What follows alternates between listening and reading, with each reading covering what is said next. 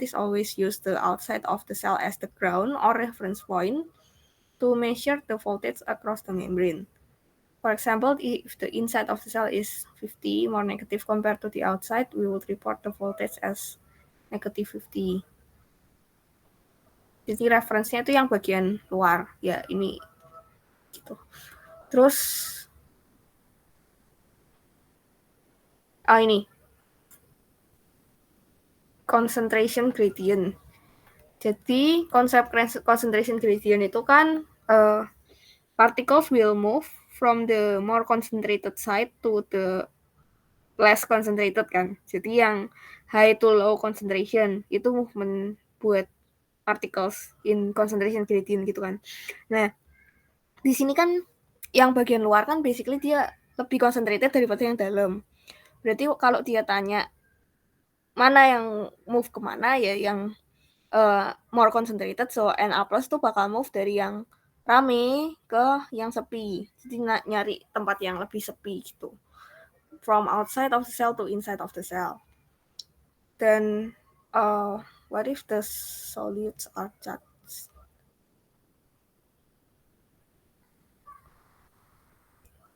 In most resting neurons, the potential difference across the membrane is about 70. Oke, kita langsung aja ya ke resting membrane potential sama ini action potential in general. Jadi kan jadi ini kan ngomongin tentang charged molecules gitu kan. Yang mana di sini specifically K+ sama Na+. Nah, yang namanya resting membrane potential, of course it refers to a balance gitu basically. Kayak nggak terjadi apapun, even kayak depolarization atau repolarization, pokoknya stabil aja gitu. In resting membrane potential, itu depends on differences in K+ and Na+ concentration inside and outside of the neurons, and differences in permeability of the plasma membrane to these ions. Jadi terus ini gambar ini tuh kayak basically dia nggak explain biasanya kalau dari resting membrane potential, resting membrane gitu, the concentration gradient of K+ dia bakalan, karena K+ tuh banyak di dalam gitu basically. Kalau secara resting, K+ tuh banyak di dalam, Na+ banyak di luar. Jadi K+-nya bakal move from concentrated to less concentrated kan. Jadinya dia bakal move dari intracellular to extracellular. Dan Na+ itu punya tendensi, karena dia di luar lebih banyak, yaitu dia punya tendensi untuk move dari luar ke dalam. Jadi Na+ concentration gradient is from extracellular to intracellular. Cuman kan ini nanti bisa berubah-ubah lagi karena ini kondisi resting tuh begini gitu. Jadi concentration gradient-nya dia seperti itu. Nah, how is RSM established? Due to K+ and to the membrane being high permeable to it through the leakage channels, K+ diffuses out of the cell, known its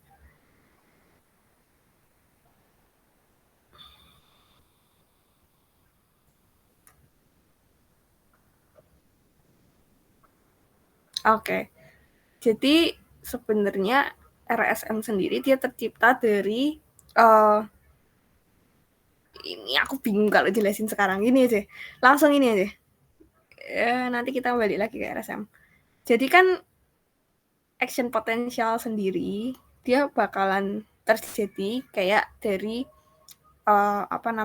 perubahan yang antara Na+ di luar sama K+ di dalam gitu kan. Dan apa sih relevansinya sih action potential terus resting membrane potential ini tuh? Jadi kayak action potential ini tuh nanti dia kayak leads to kayak leads to the neuron itu transmission gitu loh, the impulse transmission itu terjadi kalau ada action potential, basically kayak gitu. Dan ini yang tadi kita omongin resting state itu terjadi kalau tadi kan makanya dia bilang dia terjadi kalau K+-nya itu lagi keluar banyak banget. Jadi anggap aja gini, inget-ingetnya gampangnya, inget-inget skema ini aja. Inget-inget skema ini yang nomor 1 tuh kan resting state. Waktu resting state itu no ions move through voltage gated channels, dan the membrane potentialnya itu on the negative 70. Jadi dia di imagine aja awal startnya di sini gitu.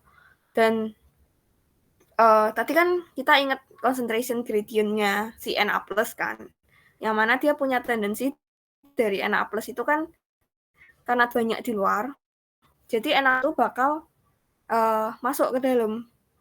Na+ bisa bakal masuk ke dalam kalau channel-nya kebuka gitu kan, channel kebuka. Dan ketika Na+ ini flowing into the cell dalam jumlah banyak, itu yang disebut depolarization. Dan karena depolarization, maksudnya kan karena Na+ itu positif gitu kan, dia banyak masuk, jadi naik dia membrane potensialnya naik. Jadi dari yang awalnya minus 70 di resting state, dia bakal naik jadi sampai ke plus 30, dan ini sampai peak ini. Terus buat basically like to balance out gitu, in consequence the K+ itu bakalan flowing out to the cell, jadi ngikutin the concentration gradientnya dia. Jadi in term of the kan Na+-nya flowing into the cell, terus K+-nya, karena kan sekarang K+ tuh banyak di dalam tapi di luar sedikit kan, makanya K+-nya mau keluar. K+-nya keluar, ini yang disebut repolarization. Ketika K+-nya keluar, tadi kan ini kan berarti kondisi banyak tuh di dalam, ada banyak banget plus gitu loh. Di dalam di polarization itu kan K+ masih dalam kan, Na+-nya flowing in, jadi dia masih banyak banget ion plus di dalam, makanya dia positif banget gitu. Nah, repolarization itu K+-nya keluar, makanya dia turun lagi membrane potensialnya. Turun banget sampai kayak basically sampai K+-nya itu continues to leave the cell, yang sampai even lower than the resting state. Jadi dia turun sampai bawah sini, itu namanya hyperpolarization. Nah, ini yang tadi kita omongin di pathway yang setelahnya. Kan depolarization, repolarization, hyperpolarization is basically K+-nya continue to leave the cell, dan si membrane potensialnya bener-bener di bawah banget gitu daripada even the resting state gitu. Dan ini nanti dia bakalan eventually balik lagi ke resting state, yang mana nomor 1 gitu kan, yang mana awalan lagi gitu. Oke, jadi palingan yang dia keluarin ini extend potensial ini. Terus kayak ya karena basically menurutku kalau misalkan kamu sudah tahu ini, terus sudah tahu kayak logika concentration gradient dan ya intracellular, extracellular, mana yang di luar lebih banyak, mana yang di dalam lebih banyak, basically bisa sih ngerjain yang in relation to action potential atau kayak resting state itu gimana gitu. Oke. Itu sih paling yang session ini yang penting. Ini nggak penting. Yang Klopsus, terasa aku malah bingung. Oke, ada yang mau ditanya lah sampai sejauh ini? Yang ini? Belum. Oke. Aku next. Oke.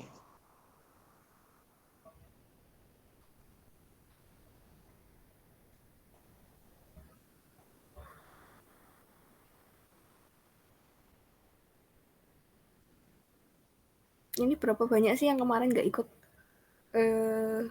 Berarti kemarin yang ikut cuma Ineke sama Ineke, Peter sama Asoka ya? Ya nggak sih? Gitu. Ya Lupa. udah, kalau gitu nggak apa-apa ya.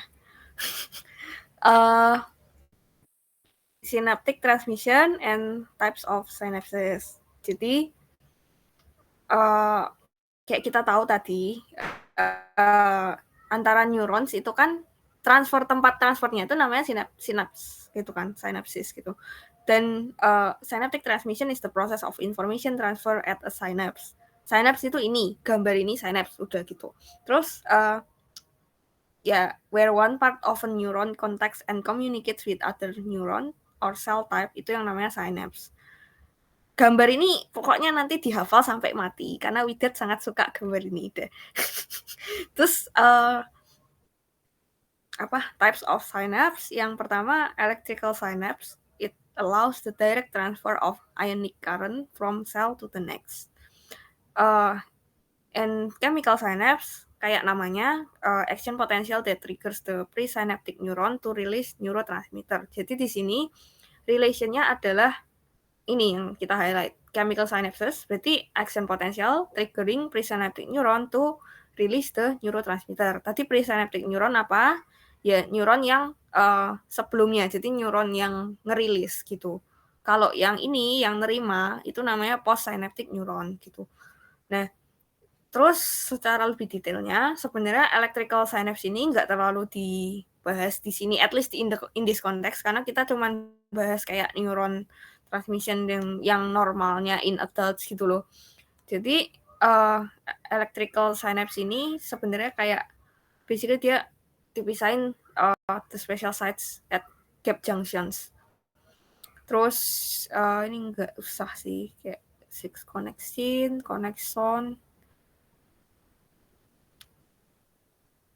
the channel allows ions to pass directly from cytoplasm of one cell to another. Ini nggak usah sih kataku.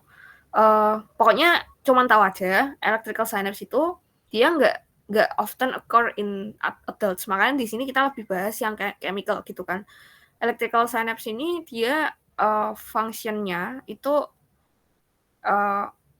more functioning in early embryonic stages and may help coordinate their growth and maturation. Jadi in developing nervous system, terus kayak di adults sebenarnya juga ada, cuman kayak di glial cells, di cardiac muscle and smooth muscle for synchronized activity. Jadi kayak lebih ke supporting function gitu.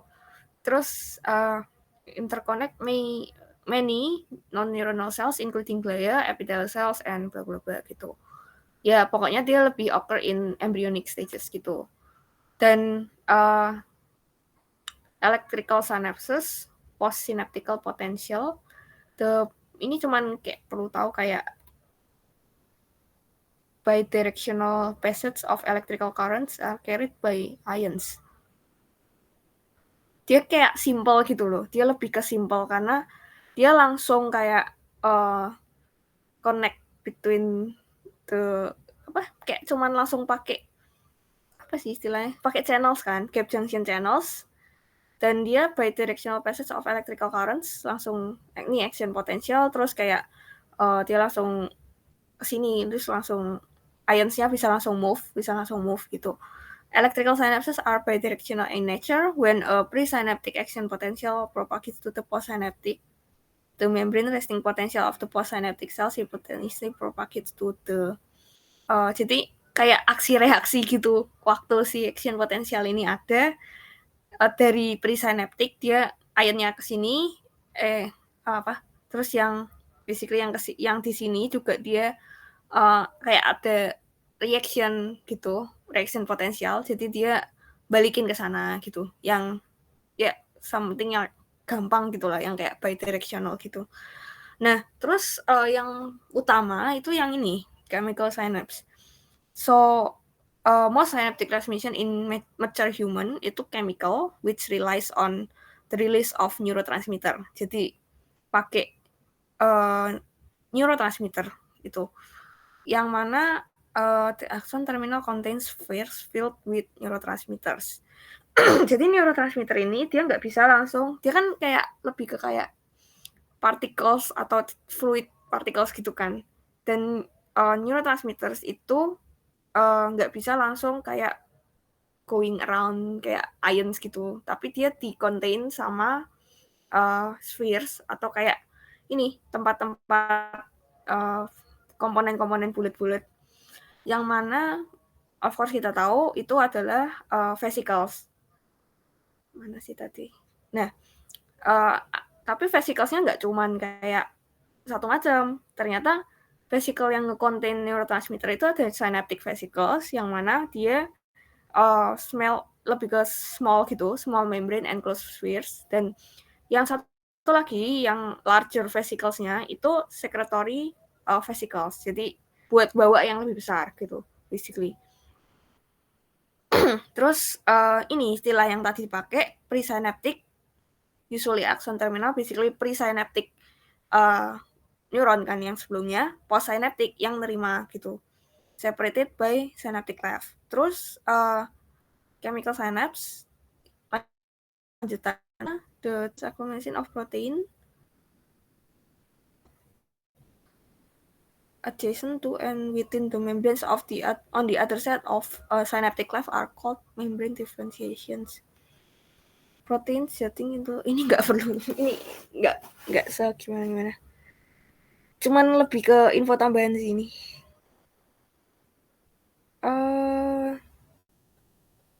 Oke, langsung aja ya. Jadi kemarin juga aku udah ngomong yang waktu anjir hilang.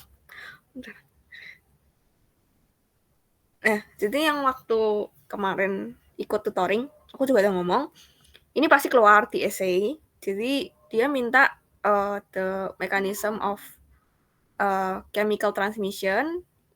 Biasanya pertanyaan cuman kayak how neurotransmitters are released on the synaptic cleft gitu. Jadi kan ini synaptic cleft. Terus ini nanti in general basically the neurotransmitter itu kan dibawa sama synaptic vesicle.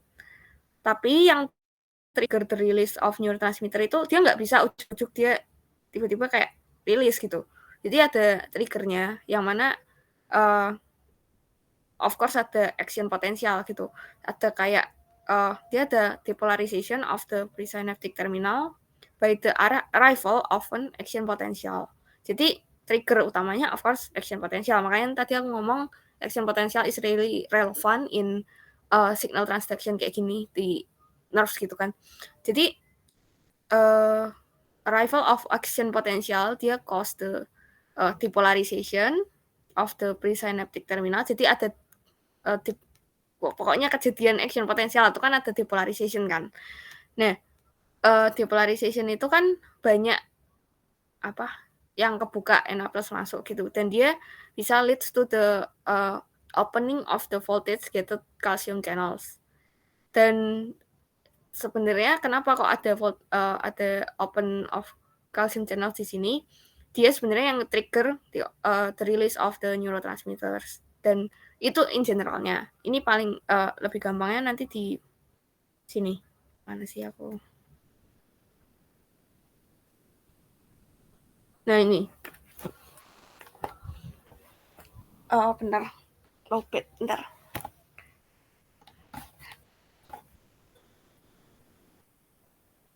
Oke. Jadi yang wait. Lah.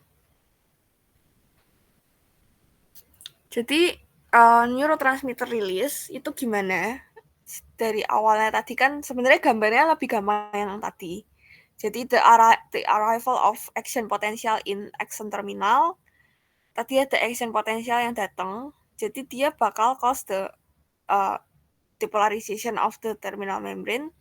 Yang tadi kan action potential berarti ada depolarization, dan depolarization itu cause the voltage gated calcium channels to open. Jadi basically sebenarnya aslinya di luar sini tuh banyak kalsium, di luar of the presynaptic membrane itu banyak kalsium, dan karena ada depolarization si calcium channelnya bakal open dan si kalsium bisa masuk.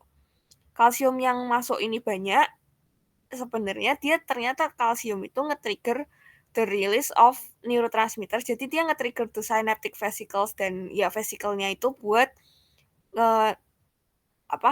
able to be diffused.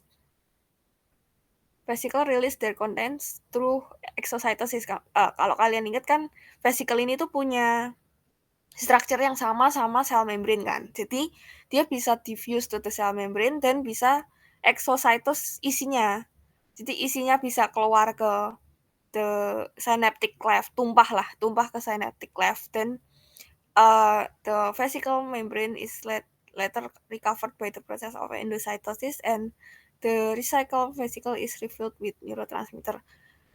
Basically dia diterima sama yang the next neuron, the postsynaptic neuron, dan the vesicle vesicle yang kesisanya tadi, vesicle membrane is later recovered by the process of endocytosis. Jadi nggak cuman setelah dirilis terus nggak diapa-apain, jadi kayak yang sisanya yang udah habis ngeluarin itu dia recovered by the process of endocytosis, jadi si vesicle-nya.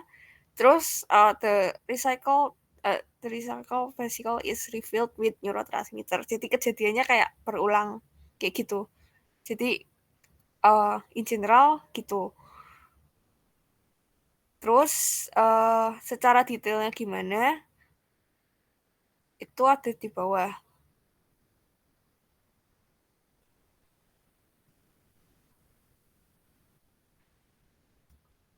Ini. Jadi kalau kalian lihat yang bagian ini kan, bagian itu tuh snare namanya. Snare protein family.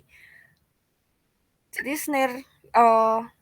snare in the vesicle itu snare itu ada dua macam. Yang satu nempel ke vesicle, yang satu nempel ke membrane, presynaptic membrane. Jadi yang nempel ke vesicle itu namanya V-snare, kayak namanya kan. Terus yang nempel ke sini namanya T-snare in outer membrane of the target. Dan mereka ini bisa kayak bind to each other gitu, kayak apa nih, to snare each other, to snare one another. And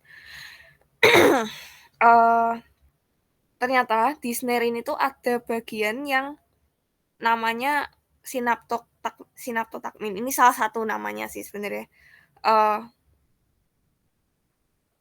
Terus sinaptotakmin ini basically it's a sensor for kalsium buat. Jadi kalau tadi kalsiumnya floats in, kalsiumnya masuk gitu kan, si sensor yang ada di snare bakal ngedeteksi si kalsium ini. Jadi ketika si kalsium ini ngedeteksi ada kalsium, berarti terus as the effect itu si vesicle-nya bisa kayak trigger the release gitu loh. Jadi kayak dia mau ngerilis gitu kalau udah deteksi ada kalsium. Nah itu, jadi simpelnya kayak tadi itu. Terus ini secara lebih detailnya kayak gitu. Jadi kayak the calcium channels itu emang di deket, calcium channelsnya tuh emang di deket si bagian-bagian docking of the snare ini. Makanya ketika Ca12-nya filled inside, terus binds to the snare, snare-nya nge-snare, ya udah terus mereka rilis the neurotransmitter, gampangnya gitu.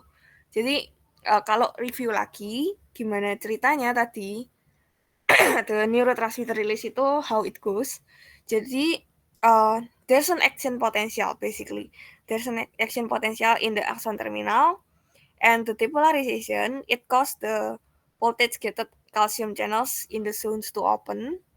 Dan calcium channels itu because calcium channels open, calcium on the outside kayak dia floods in, then will be detected by the snare system of the synaptic vesicle. Dan disitulah the synaptic vesicle will kayak get the trigger buat release the neurotransmitter. Dan rilisnya caranya gimana? Rilisnya is through the exocytosis. So the synaptic vesicles binds to fuse to the cell membrane. Dan exocytosis berarti neurotransmitternya tumpah ke synaptic vesicles. Dan basically detected by the postsynaptic, and sisa dari vesicle-nya itu dimasukin lagi in the process of endocytosis. Dan the recycled vesicle ini dia bisa diisi lagi sama neurotransmitter baru. Itulah kenapa ini proses kayak cycle gitu sebenarnya. Terus kayak ya gitu yang involve CA tadi, Ca12. Oke.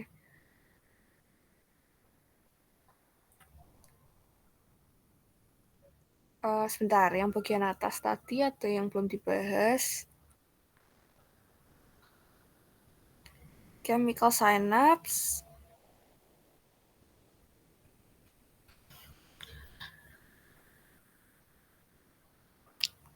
Basically synaptic vesicles are clustered in the cytoplasm adjacent to the active zones. Jadi dia memang kayak clustered in cytoplasm, kayak dia berkumpul terus kayak ngapung-ngapung gitu di cytoplasm adjacent to the active zones, and protein thickly accumulated in and just under the postsynaptic membrane is called the postsynaptic density, which obtains the neurotransmitter.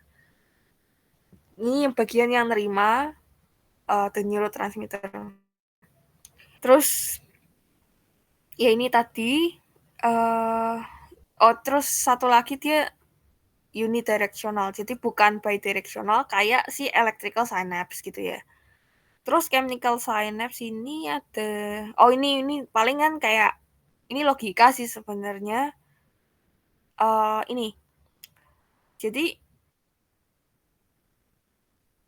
apa namanya, CNS synapses tuh ada macam-macam di CNS kayak arrangementnya. Jadi synapses tuh sebenarnya nggak cuman kayak gini, nggak cuman akson dari ini satu neuron aksonnya nempel ke dendrit, ada yang gitu, tapi ada yang lain, dan ini namanya tuh cuman berdasarkan how it connects gitu. Jadi basically kalau yang akson ke dendrit itu namanya axodendritic synapse, terus yang ini kan akso ke badan sel kan, ke soma. Jadi ini namanya aksosomatik. Terus yang satu lagi ternyata dia nempel antara akson ke akson lainnya. So it goes from akson terus nempel ke akson yang neuron yang satunya. Jadi namanya aksosomatik. Paling ini gampang sih kalau misalkan dia ngeluarin kan we can directly kayak nebak ini namanya apa gitu. Dia paling ngeluarin gambar gitu. Nah, terus satu lagi yang perlu di-highlight dari session ini palingan ini kataku apa? Seingatku juga keluar di kuis kalian kan ya.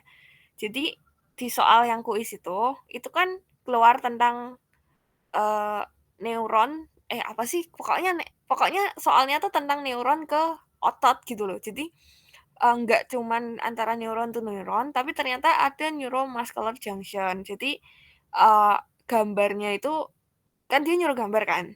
Gambarnya itu antara neuron ke otot, eh, bukan ke neuron lainnya gitu loh.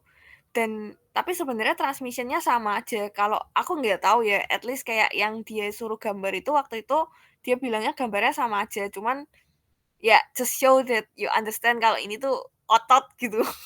Terus eh, kayak gambar otot lurik biasa gitu sih waktu dia nyontoin di depan waktu itu. Cuman I think dia nggak bakal ngeluarin ini di exam sih. Dia ngeluarin ini tuh di kuis kan. Dia cuman ngeluarin di exam itu dia ngeluarinnya yang ini, yang biasa. Jadi kayak paling pertanyaan kayak explain the mechanism of neurotransmitter release gitu. Ya udah, jelasin semua kayak tadi gitu. Oh, terus aku lupa highlight satu lagi. Jadi kan tadi kan dia udah tumpah tuh. Dia udah tumpah ke synaptic cleft kan. Jangan lupa gambar kayak you can gambar anything sih. Basically ini kan boleh kamu gambar kayak ionotropic receptor kayak channel-channel gitu, atau mau gambar GPCR gitu, mau gambar dua-duanya juga nggak apa-apa.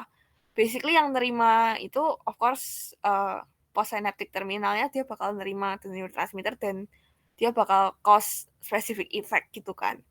Di sini entahlah ada reseptor ionotropik yang attached to channel ataupun kayak GPCR gitu-gitu, tergantung tergantung yang nerima gitu siapa gitu. Kayak gambarnya kataku ngikutin yang ini aja gitu. Oke. Session ini ada yang tanya lagi nggak ya?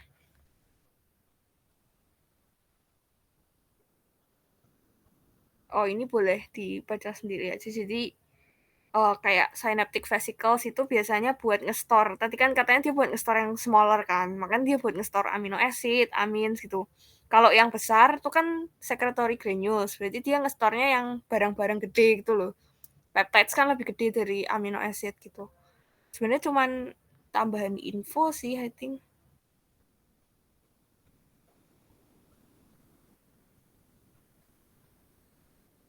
Udah.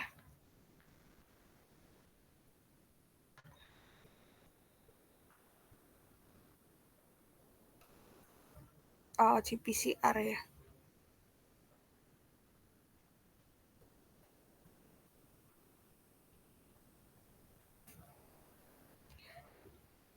GPCR perlu direview lagi kah?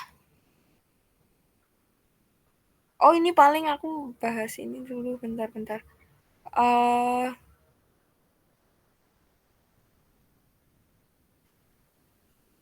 Yaudah, ini in general aja si neurotransmitter receptors and effectors. Berarti yang tadi aku bilang itu kan yang rilis to the synaptic cleft kan yang nerima nggak cuma satu macam kan, yang nerima bisa macam-macam.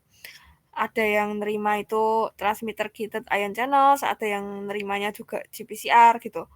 Nah, transmitter gated ion channels, of course, ini kalau basically konsepnya kalau misalkan ada neurotransmitter yang bind, si channelnya bisa open, biasanya gitu. Dan ini channel yang buat ions, of course. Jadi kayak ini the pores is usually closed. Jadi ketika ada neurotransmitter yang nempel tuh di sini, dia langsung kebuka. Terus ini nanti lengkapnya di session yang setelahnya sih sebenarnya. Terus kayak uh,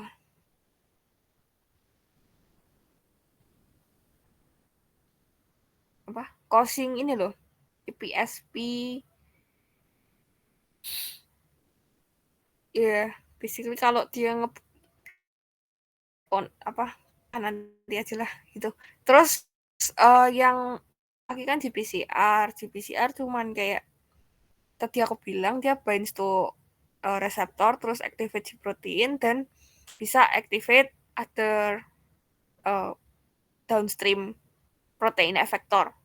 Dan downstream protein effectornya ada enzim ataupun si ion channel juga bisa. Jadi si protein ini juga bisa nge-gate ion channel gitu. Terus enzymes that synthesize molecules called second messengers that diffuse away in the cytosol. Oke, ini aku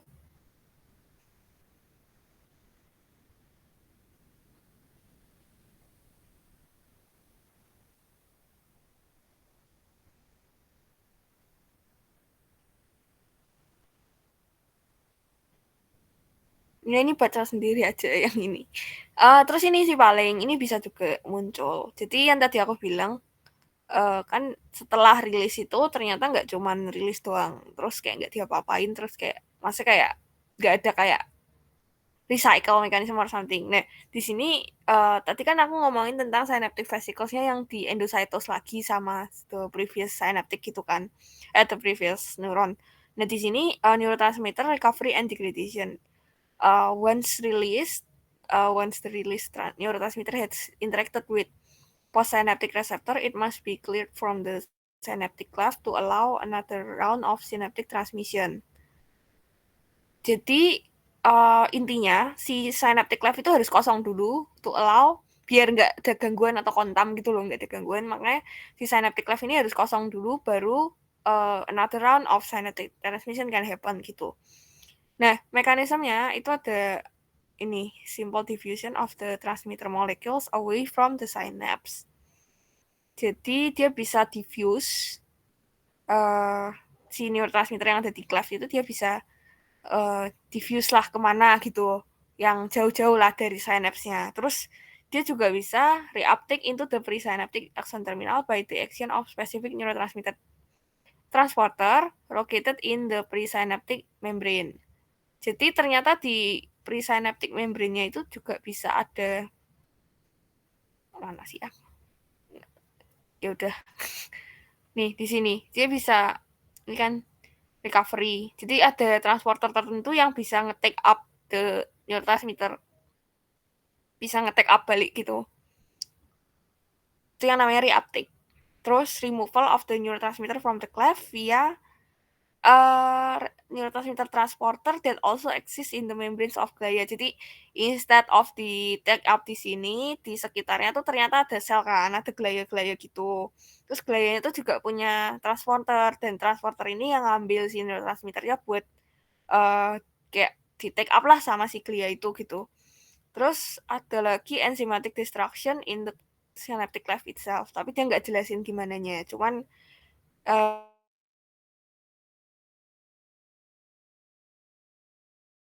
ini, tapi dia nggak terlalu jelasin sih. Kayak basically dia